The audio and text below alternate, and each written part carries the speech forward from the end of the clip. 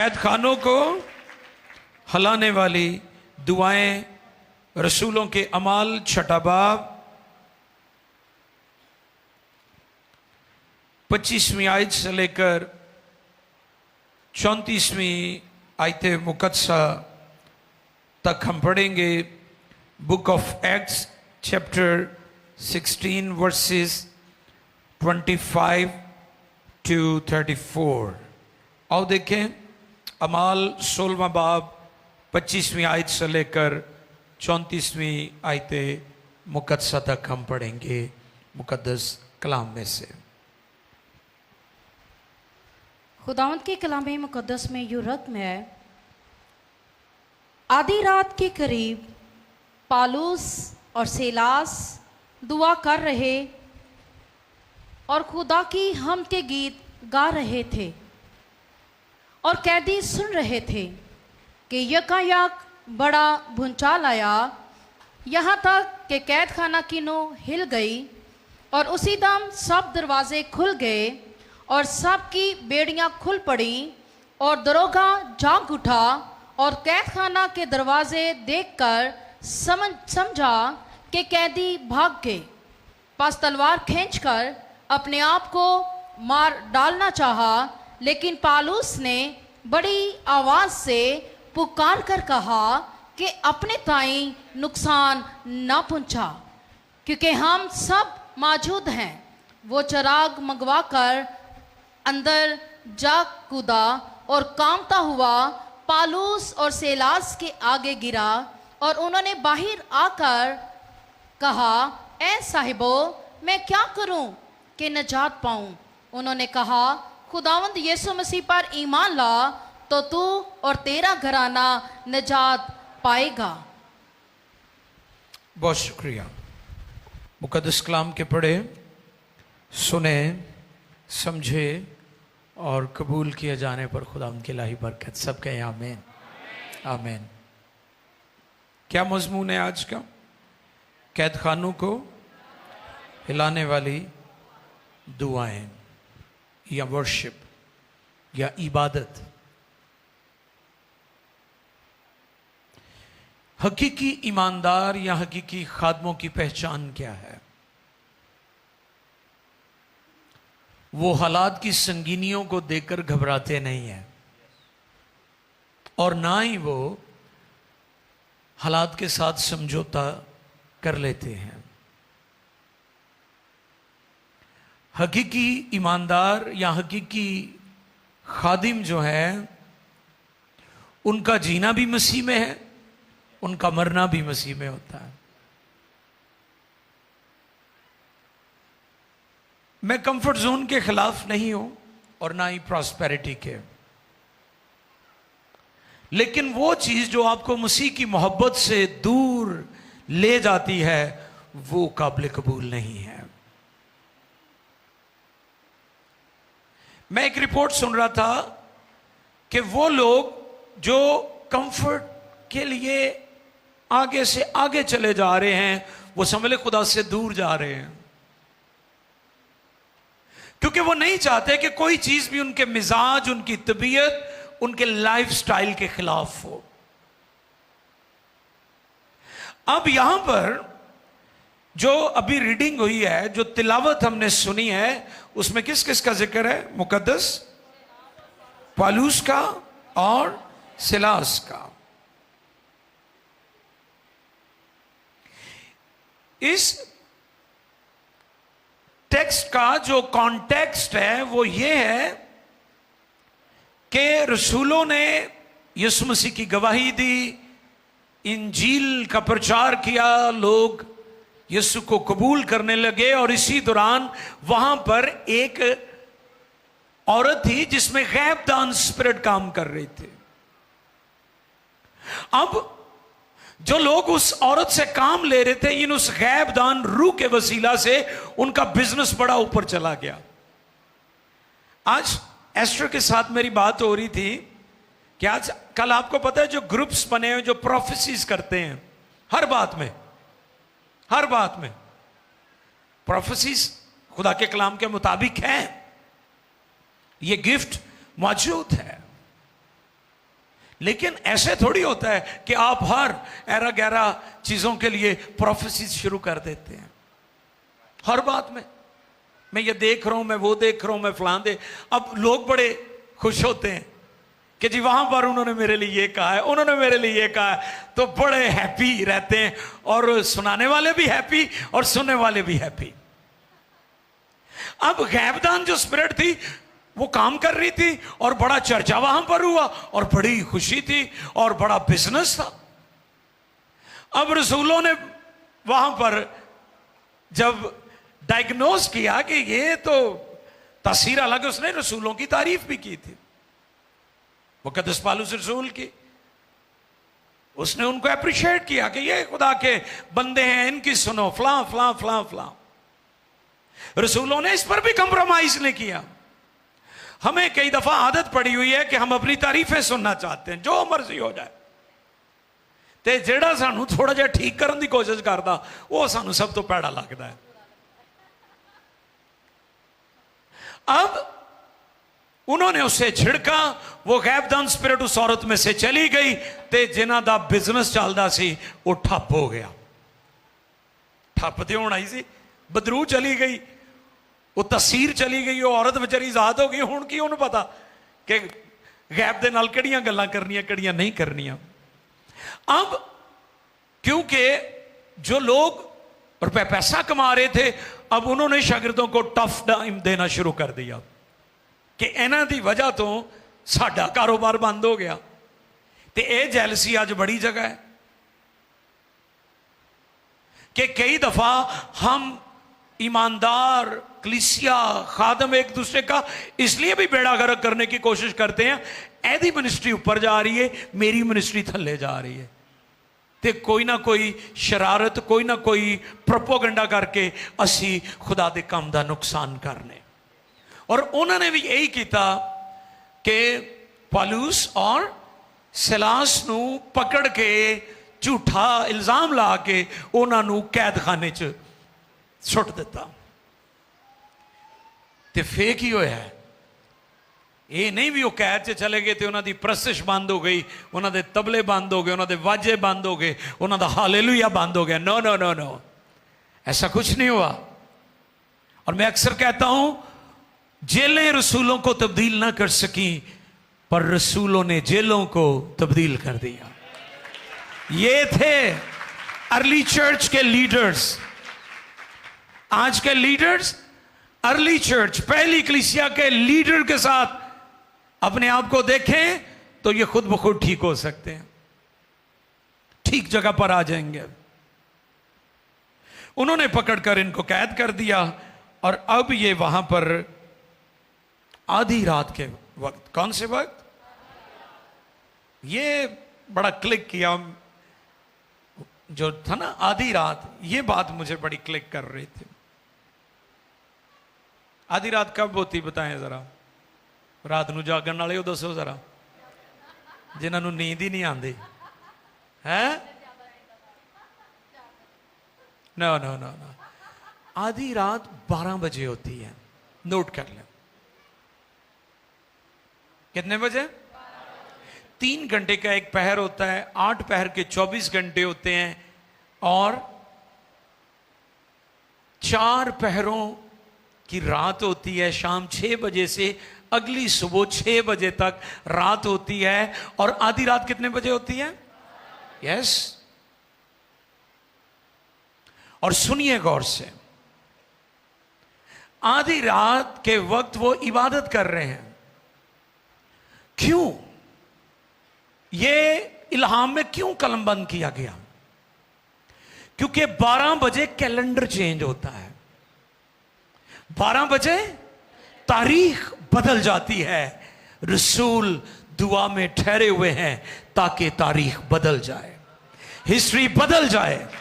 जो लोग रात के पहरों में दुआएं करते हैं, आधी रात के वक्त दुआ करते हैं, वो तारीख बदल देते हैं, वो हिस्ट्री भी बदल देते हैं, वो कैलेंडर भी बदल देते हैं। ये बात है आधी रात के वक्त।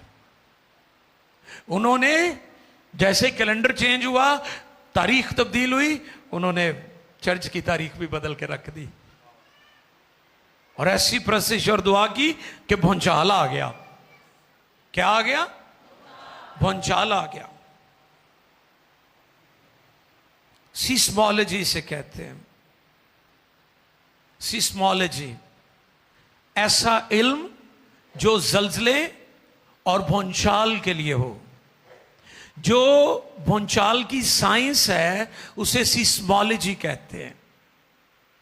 जैसे थियोलॉजी है। थियोलॉजी खुदा के बारे में इल्म, बायोलॉजी जिंदगी के मुतल्लिक इल्म, आर्कियोलॉजी सारे कदीमा के मुतल्लिक इल्म, ये सारे जो उलूम हैं। इसी तरह जो सीस्मोलॉजी है ये हमें बताती है कि जल्जलों की साइंस क्या है, जल्जला आता कैसे है, उसे बोलते हैं सीस्मोलॉजी। और आज मैं 5 जल्जलों का जिक्र करूंगा जो बाइबल में बड़े मशहूर हैं। बाइबल के 5 बड़े भूचाल मैं आपकी खिदमत में रखना चाहता हूं। अगर आप नोट कर रहे हैं, स्टूडेंट हैं, तालिब इल्म हैं, तो आप नोट कर लीजिए। पहला जल्जला भूचाल कोहे सीना पर, खुरूज 19:18। पढ़िए जी, खुरूज 19:18 मुकद्दस कलाम में से ये पहला जल्जला है, भूचाल है।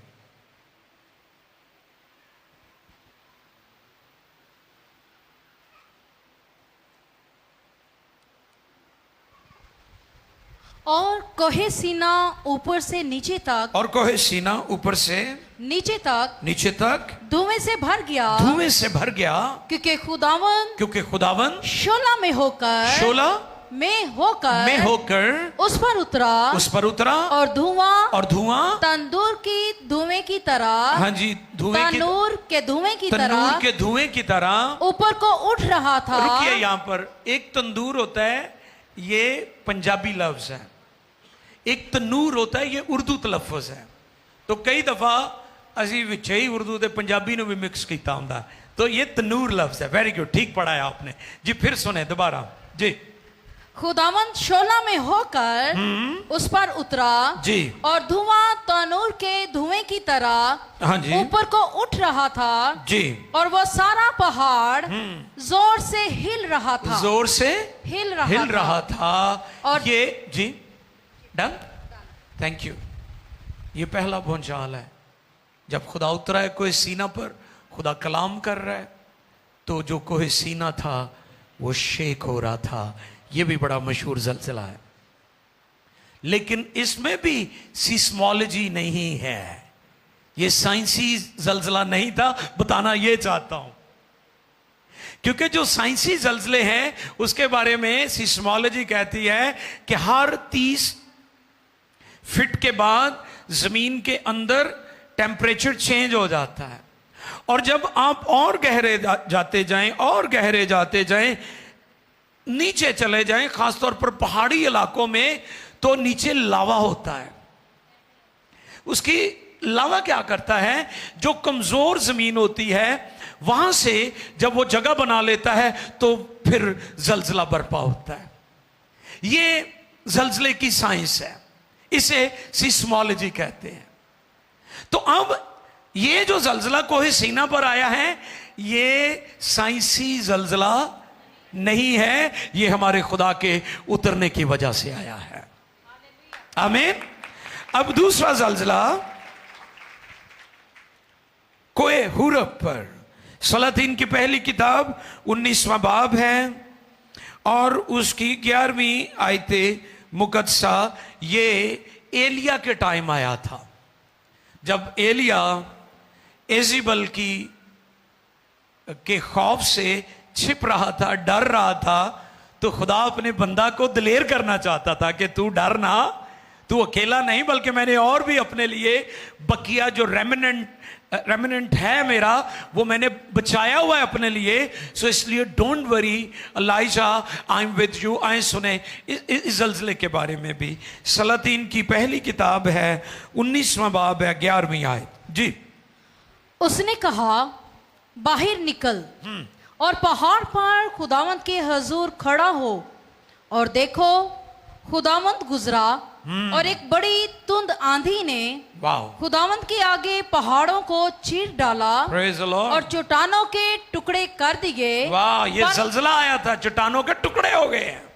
फिर चट्टानों के टुकड़े कर दिए जी। पर खुदावंद आंधी में नहीं था जी। और आंधी के बाद जलजला आया पर खुदावंद जलजला में नहीं था।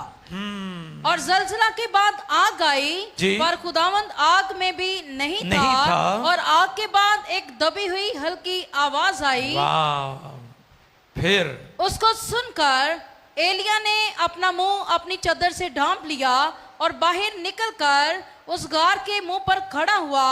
और देखो उसे ये आवाज आई कि ए एलिया तू यहाँ क्या करता है। उसने थैंक यू एस्टर, बहुत शुक्रिया। एक ये जलजला भी है, इसमें भी साइंसी जलजले का कोई अमल दखल नहीं है, बल्कि हमारे खुदा की कुदरत और रोब के सबब से चट्टानें रेजा रेजा हो गई, टुकड़े टुकड़े हो गई। ये हमारा खुदा है। ये दो जलजले हैं। फिर एक और जलजला है, तीसरा जलजला। यीशु मसीह ने जब कहा ए बाप मैं अपनी रूह तेरे हाथों में, और लिखा है बड़ा भूचाल आया। हालेलुया। ये तीसरा जलजला है। इसमें भी सिस्मोलॉजी का कोई अमल दखल नहीं है, साइंसी जलजले का कोई अमल दखल नहीं है, हमारे खुदा की कुदरत जाहिर हो रही है। फिर चौथा जलजला, जब यीशु मसीह मुर्दों में से जिंदा हुआ तो उस वक्त भी एक भूचाल आया और कब्रें खुल गईं। ये चौथा जलजला है।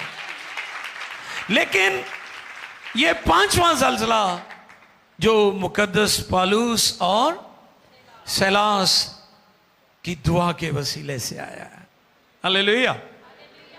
तो वहां पर लिखा कैद खाना की। आपको पता जो रोमन्स थे वो कैद खाने ऐसे नहीं बनाते थे। मैं लास्ट ईयर यूरोप के मिशन ट्रिप पर था तो मुझे रोम जाने का मौका मिला और मेरी डिजायर थी कि मैं वेटिकन जाऊं जहां पर पोप बैठते हैं। तो मैं जब गया तो मैं गौर कर रहा था कि वेटिकन के चौगिर्द बहुत मोटी और बड़ी ऊंची दीवार थी। तो लोग बता रहे थे कि ये 2-3 हजार साल पुरानी दीवारें हैं और आज भी वो अपनी आबोताब के साथ चमक रही हैं। ऐसे लगता है बिल्कुल नहीं बनी है, इतनी स्ट्रांग है। अब उनकी दुआ और प्रसी जो आधी रात के वक्त वो कर रहे थे, उसका नतीजा क्या निकला है? वहां पर बड़ा भूचाल आया है। तो टॉपिक क्या है आज हमारा? कैद खानों को हलाने वाली दुआएं। दुआ का नतीजा वहां पर भूचाल आया है और इस भूचाल में भी सिस्मोलॉजी का कोई अमल दखल नहीं है, बल्कि हमारे खुदा की कुदरत और पाकरू की मामूरी से ये कैद खाना की बुनियादें हिल गई हैं। आमीन। और फिर हम गौर करते हैं चंद एक और बातें इसी ताल्लुक से।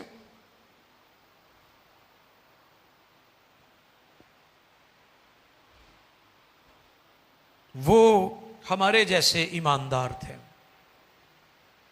सुन रहे हैं आप? ये जो मुकद्दस हस्तियां हैं, मुकद्दस पालूस है, सिलास है, ये हमारे जैसे थे, जैसे हम ईमानदार हैं, हमारी तरह के थे। लेकिन उनकी दुआओं का नतीजा क्या निकला?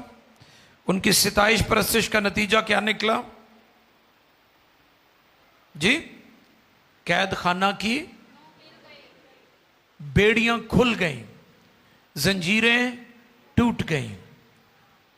और गौरतलब बात है कि वहां पर किसी की मौत नहीं हुई, इस जलजले से मौत नहीं हुई। पाकिस्तान में भी आया था जलजला, तारीखी 2005 में। 2000 उस जलजले ने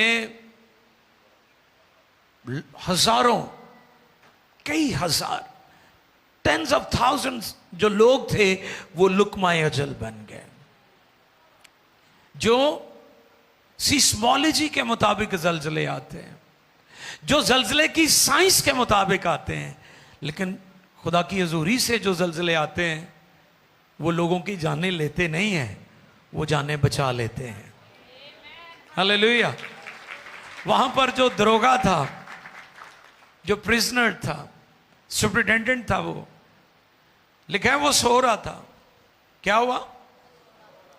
अच्छा, ਉਹਦਾ ਕੰਮ ਸੀ ਜਾਗ ਕੇ रखवाली करना, देखना, ते सुता होया। ते चलो शुक्र आ ए जलजले ने उन्होंने भी बेदार कर दिता। ते मेरी दुआ है कि रूहानी जलजले आन चर्चा के अंदर ताकि सुते हुए लीडर ही बेदार हो जान।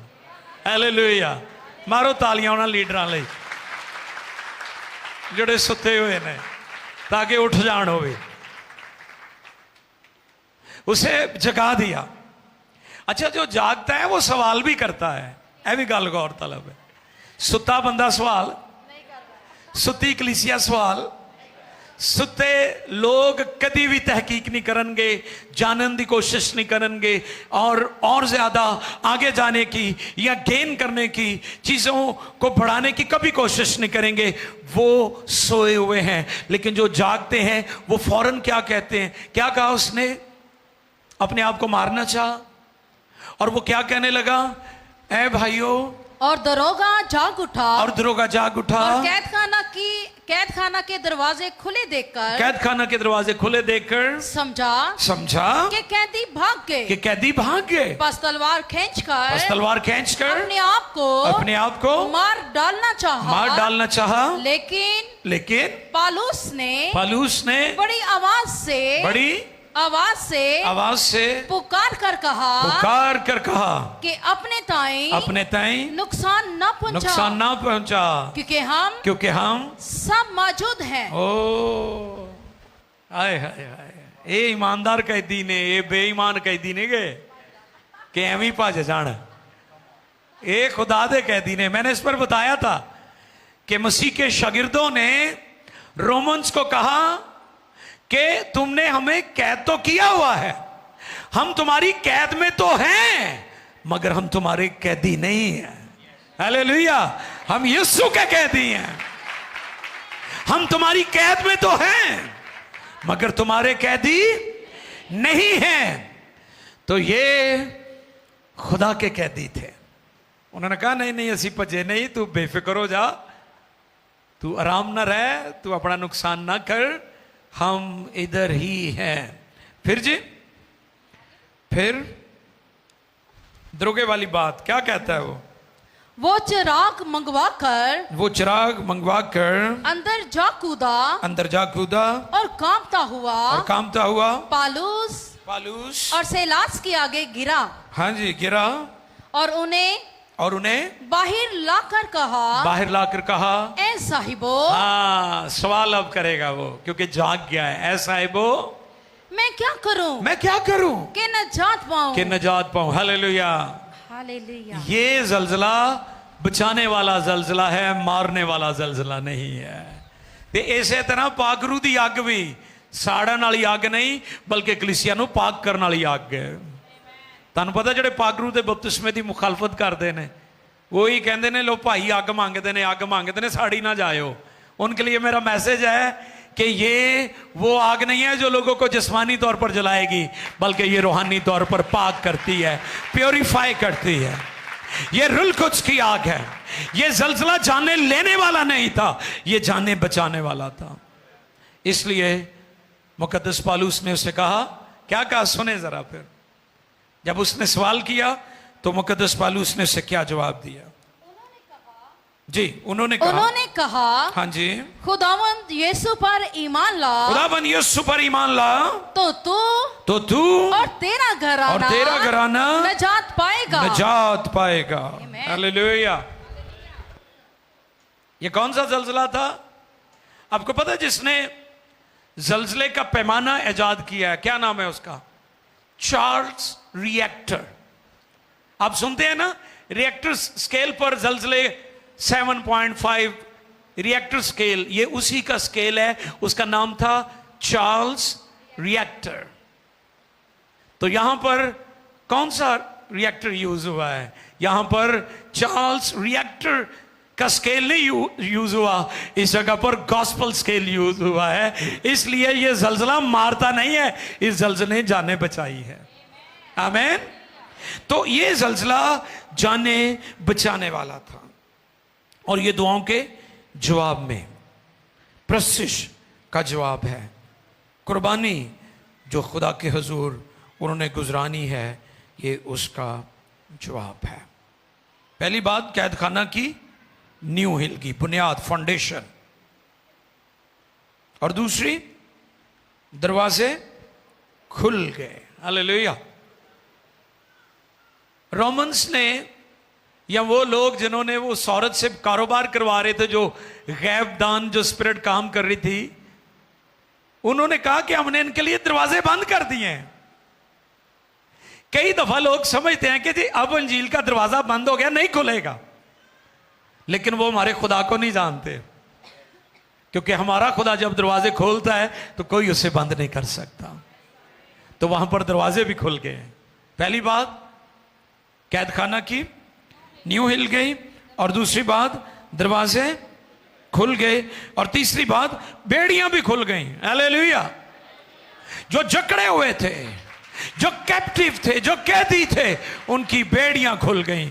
और मेरा यीशु, उसके पाकरू की कुदरत आज भी जकड़ों को, जो बेड़ियों में जकड़े हुए हैं, आजाद करता है। आमीन। हालेलुया। और दरोगे का घराना, यानी दरोगा अपने घराने समेत तब्दील हो गया। हालेलुया। अपनी फैमिली समेत तब्दील हो गया। तो आज ये एक चैलेंज भी है ईमानदारों के लिए, कि क्या आज का चर्च, आज के ईमानदार, आज के पास्टर्स, आज के लीडर्स इसी म्यार पर दुआ कर रहे हैं? क्या हम पहली सदी के चर्च की तरह, या उसी तर्ज की हम कलीसिया बना रहे हैं? मैंने अक्सर इस बात को कोट किया है कि दुनिया में सबसे ज्यादा बिद्दात जो है, कल्ट्स जो हैं, वो वेस्ट से आई हैं, मगरब से। हमने तो उनको प्योर गॉस्पल सुनाई थी। इंजील कहां से गई थी? मशरक से मगरब में गई थी। बाइबल के मुसन्निफीन, मुकद्दस मूसा और बड़ी अजीम हस्तियां, मुकद्दस अब्राहम, ये सब एशियन थे। खुदाम यीशु मसीह भी, हमारे खुदामन, दुनिया के निजात दहिंदा, सेवियर ऑफ द वर्ल्ड, कलमा खुदा, खुदा का बेटा, वो भी एशिया में आए। पूरी दुनिया में जो बिद्दात है वो वेस्टर्न वर्ल्ड से आई है, मगरबी दुनिया से, क्योंकि उनके पास रुपया पैसा है, दौलत है, और वो आसानी से तरक्की पजीर ममालिक में बिद्दात को फैलाते हैं। और आज ये चैलेंज इसलिए भी ज्यादा बढ़ गया है क्योंकि सोशल मीडिया का दौर है, हर शख्स के हाथ में मोबाइल है, और जिसका जो जी चाहता है वो अपनी आइडियोलॉजी, अपनी सेल्फ मेड थियोलॉजी बयान कर रहा है। तो अब ये और मुश्किल हो गया, लोगों को सच्ची तालीम देना इंतहाई मुश्किल हो गया, लोगों का सच्ची तालीम पर चलना और अमल करना इंतहाई मुश्किल हो गया है। तो इसलिए अपनी आंखें खोल कर रखें, हमें अपनी दुआओं को कलाम के मुताबिक करना है, हमने दुआ रोजे में ठहरना है। इस पर मैंने बहुत सारे पैगामात दिए हैं, बहुत सारी मैंने टीचिंग दी है आपके दरमियान, और कई सालों से हम दे रहे हैं, मीडिया के टूल को इस्तेमाल कर रहे हैं, ताकि आप उसी मेयार की कलीसिया बने जो पहली सदी की कलीसिया थे। वो कंफर्ट जोन में नहीं गए, उन्होंने जेल च सुटिया, लेकिन उनके हाथ पांव काठ में ठोके हुए थे। किसमें? काठ। आपने सुना होगा, लेकिन काठ शायद आपने देखा ही, इसका तजुर्बा नहीं है। ये बहुत अजियतनाक सजा थी। कैदी ना इसमें बैठ सकता है, ना खड़ा हो सकता है, ना लेट सकता है। ये कैसी सजा है? हमारे मुल्क में अक्सर आपने देखा होगा मीडिया पर भी, काल कोठरी, डेथ सेल भी उसे कहते हैं, सजाए मौत के कैदियों को उसमें रखते हैं। वो इतनी भी छोटी नहीं होती। मैं खिदमत के लिए गया हूं फैसलाबाद में भी, मेरे दिल में भी था कि जैसे सल्वेशन आर्मी का जो बानी था, क्या नाम था उनका, शायद William booth, yes William booth, उसने अपनी मिनिस्ट्री का आगाज सजाए मौत के कैदियों से किया था कि तुमने क्योंकि गुनाह किया, अब बदन तो नहीं बचेगा, लेकिन अगर तू यीशु को कबूल करेगा तो तेरी रूह बच जाएगी। ये उसकी रोया थी। और ये पैरा चर्च ऑर्गेनाइजेशन थी, इट वॉज नॉट चर्च। ये बाद में फिर मूवमेंट चली है। ये कैदियों में खिदमत करने वाली मिनिस्ट्री थी। और वो कैदियों को मिलता था और कहता था, जिस्म तो तुम नहीं बचा सकते, लेकिन मेरा यीशु तेरी रूह बचा सकता है, कि अगर तू तौबा कर लेगा तो तू जहन्नम में नहीं जाएगा, तो उसके फिरदौस में जाएगा। तो ये जो काल कोठरी होती, इतनी ये खौफनाक नहीं होती, लेकिन ये जो कांट है ये बड़ी अजियतनाक होती थी। हाथों से भी लहू बह रहा है, पांव से भी लहू बह रहा है, और वो खुदाम की हम्द कर रहे और गीत गा रहे थे, दुआ कर रहे थे। तो मेरे अजीजों, आज चर्च को मैं चैलेंज देना चाहता हूं, क्या हम भी ऐसी दुआएं और प्रशिश कर रहे हैं जिससे कैद खाना की नींव हिल जाए और भूचाल आ जाए? आमीन। और ये भूचाल मारने वाला नहीं, ये रूहें बचाने वाला है। ये भूचाल सीस्मोलॉजी वाला नहीं, ये हमारे खुदा की कुदरत और उसकी मौजूदगी का इजहार है कि हमारा खुदा उतरा हुआ है।